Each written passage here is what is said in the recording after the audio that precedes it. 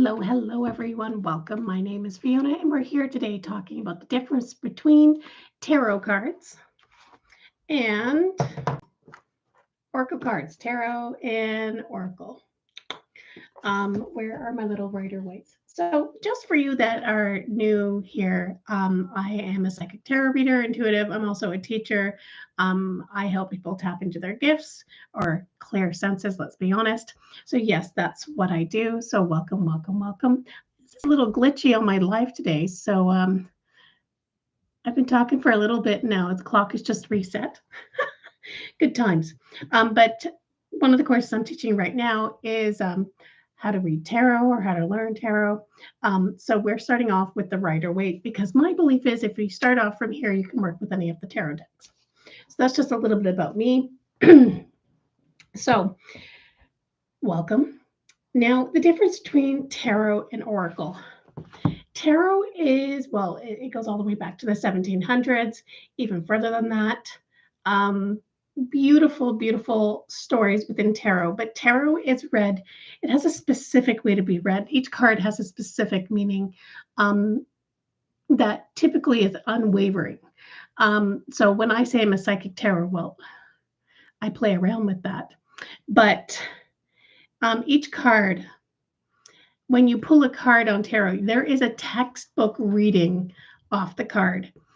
And then from there, if you want to become intuitive and play around with things and pull in energy, then that's you stepping away from the textbook tarot into psychic tarot, where you're looking at more significant meanings and pulling energy in and starting to feel the energy of the person and connecting different connections that may not necessarily be in the card. I've also seen mediumship done with tarot cards as well too. But tarot in of itself is set in its meaning to begin with. So when I teach tarot, when I'm working with students, tarot is very, if I want to work on intuition or psychic development, I start off with oracle more so than tarot, because tarot tends to, people, I have to know the meanings, I have to know exactly. And yes, that's correct. So with tarot, it's more textbook meaning, and then you can build on it. That's where I gave myself the name Psychic Tarot, and I know there's some out there with that too. So tarot in of itself, and tarot in and of itself was designed based on the playing card theme, where we have 4 suits, swords, spades, pentacles, diamonds, cups, hearts, and clubs or wands. And then you have the major arcana cards, which is 0 to 21, so 22 cards, which is essentially the journey of the fool. So in total, there are 78 cards in a tarot deck. And so if you learn tarot, you're learning essentially the 78 meanings of the cards. But my view is learning it in layers, very much so. So that's what tarot is. Tarot is very much more set meaning, and then you can start pulling your intuition in after you become more comfortable with the symbolism, the numbers, and the meanings off the actual tarot, then you can build upon it. Then when you head over to oracle cards, so yes, as you can see, I was working with Bradley Valentine's Archangel Power Tarot cards. Oracle cards, who do I have here? Who did I pull off? I've got a whole stack of cards here. I have Denise Lynn, absolute amazing creator here. The Sacred Traveler Oracle deck, I love. So what's different with Oracle cards is that, yes, the creator of the deck put a lot of hard work into channeling words and meanings for the card. However, the Oracle cards are very much, the card is supposed to be a launching off point for you to use your intuition to activate your clairvoyance and clear knowing and feelings and emotions and memories, whereas traditional tarot is very much like, this is the meaning of the card, so this is X, it can be X, Y, or Z. Where with oracle cards, you might pull a card like Voyage of the Heart, love flows through you and to you. So this is about the flow of love and the journey of love and relationships and connections. But the person reading the card might really be focused on the water imagery. And so they're drawn to water. Water means something to them. And so they might pull away from the actual meaning of the meaning the creator created, but are drawn into the images and the feelings and the emotions of that card. So oracle cards are, in my view, a great stepping stone before somebody starts working with tarot, because they can trust their instincts more. And the concept of looking at cards and being in the moment with the card is a great skill to have before you jump into tarot. Because with tarot, I believe that tarot reading should be psychic tarot in the first place, because you can do a textbook reading, but you meet different people all the time. So you're going to pick up on their energy. And so each card will have a different meaning for every single person. So that's why being present and in the moment with the oracle is a great stepping stone towards tarot, because then you learn the textbook meaning and then you can jump. Whereas with oracle cards, they are designed very simple, like a couple of words, and then it's all about the imagery and the feel.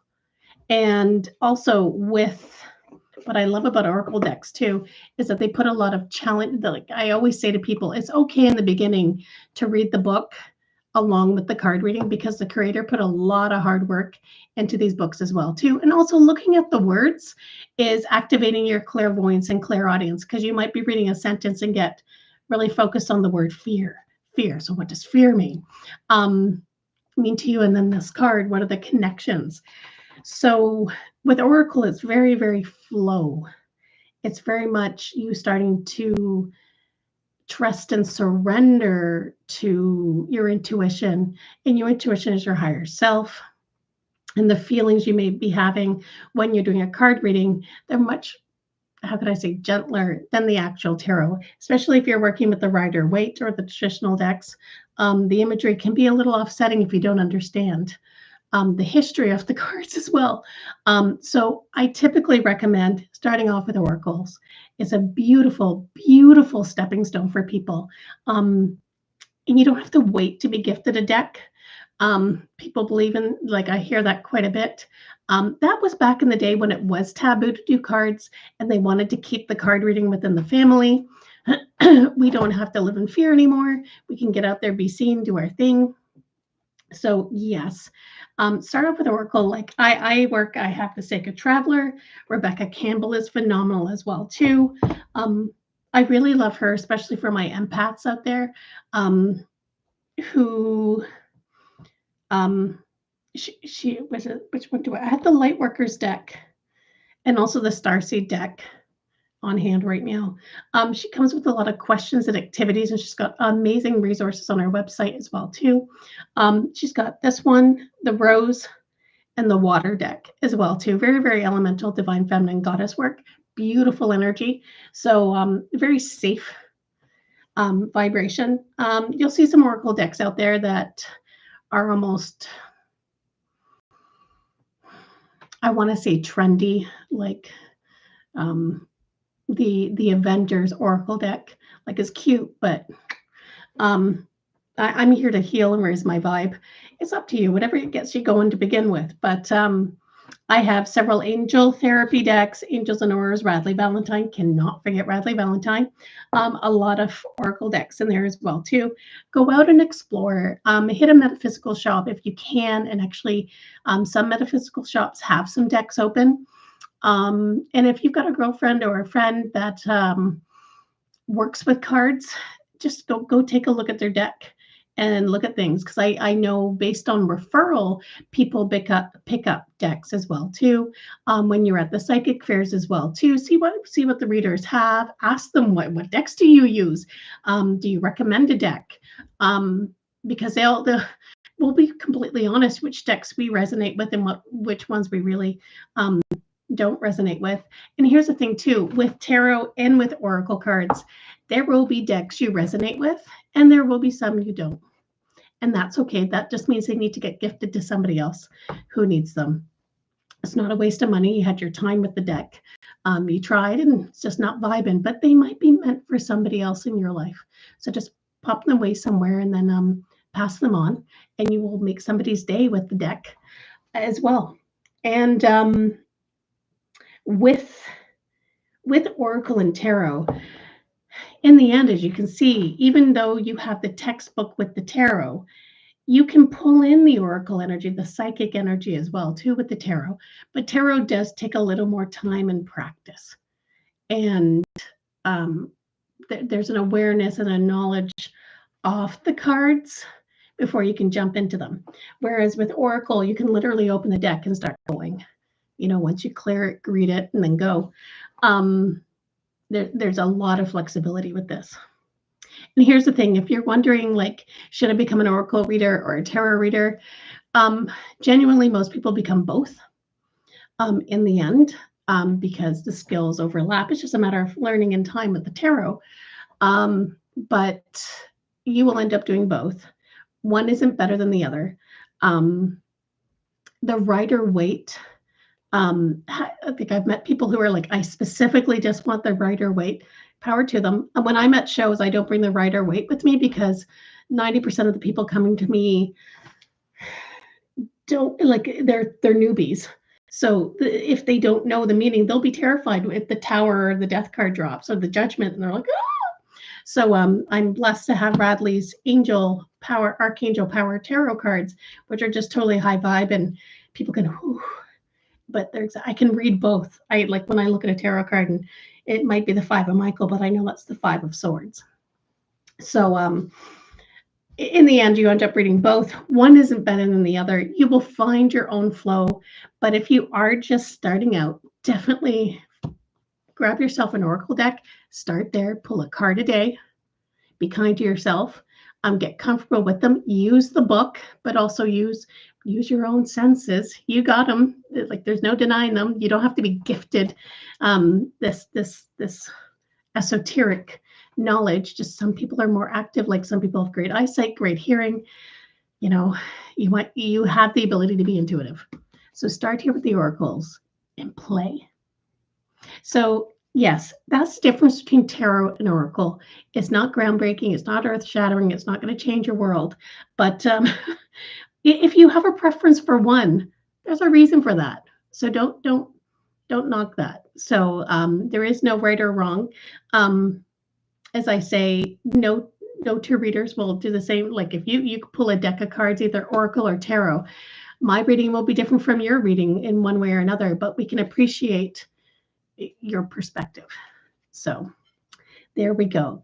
As a beginner, definitely oracle. If you want to do tarot, I highly recommend getting a coach or a teacher or taking a tarot class just to learn some tips, tricks, techniques, and learning and absorbing. So there we go. Oh, goodness, somebody has popped on. Hello, Maria. I'm just doing a quick video off the difference between oracle and tarot. So yes, thank you for hopping on.